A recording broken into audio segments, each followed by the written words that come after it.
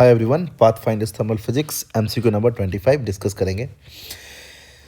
इस क्वेश्चन में एक स्टूडेंट ने प्रेशर, वॉल्यूम और टेम्परेचर के रिलेशन को प्लॉट किया है और वो कुछ कुछ चीज़ को मार्क करना भूल गया है।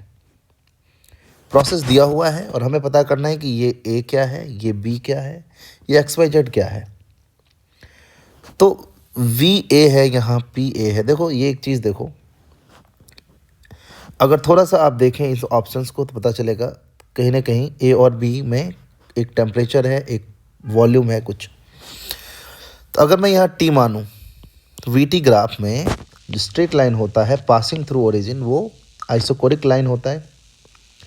तो ये 3-2 लाइन तो ये वाला लाइन होगा, समझ आ गया। अगर मैं ए को टी मानता हूँ, ए टी हमारा इन दोनों ऑप्शन में है, तो अगर मैं ए को टी मानता हूँ तो ये जो बनेगा वो आइसोबारिक लाइन बनेगा, आइसोबारिक लाइन। तो वॉल्यूम बढ़ रहा है, टेम्परेचर बढ़ रहा है, प्रेशर कांस्टेंट है, वो इस लाइन से रिप्रेजेंट हो रहा है एक्स वाई से। अब अगर यहाँ टी है, यहाँ वी है, तो अगर ये आइसोबारिक है तो ये आइसोथर्मल है, वर्टिकल लाइन आइसोथर्मल है, और आइसोथर्मल लाइन इससे रिप्रेजेंट हो रहा है। ऐसा आइसोथर्मल तो तभी होगा जब बी क्या हो, वॉल्यूम हो, यानी बी इज वॉल्यूम।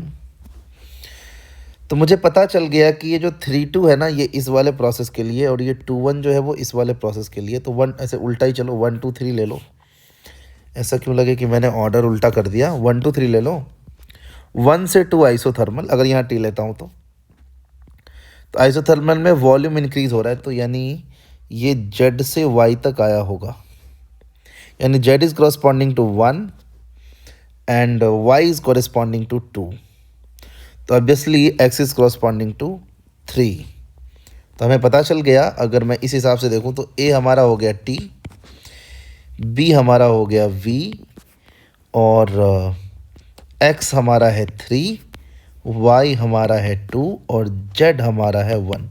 बहुत ही आसान सवाल है, तो थोड़ा सा ऑप्शन को चेक करोगे, थोड़ा सा सोचोगे, आसानी से बन जाएगा ये। तो option number C will be the answer. हाँ, इसके लिए ग्राफ पता होना चाहिए, बस कुछ खास नहीं है।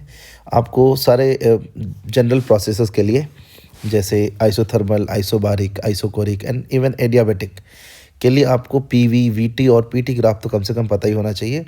और ग्राफ के स्लोप का क्या मीनिंग होता है पता होना चाहिए। dp/dv माइनस np/v होता है फॉर एनी पॉलीट्रॉपिक प्रोसेस। तो ये सब पता होना चाहिए ग्राफ में। इस क्वेश्चन के लिए तो हमारी रिक्वायरमेंट उतना है नहीं, समझ आ गया होगा।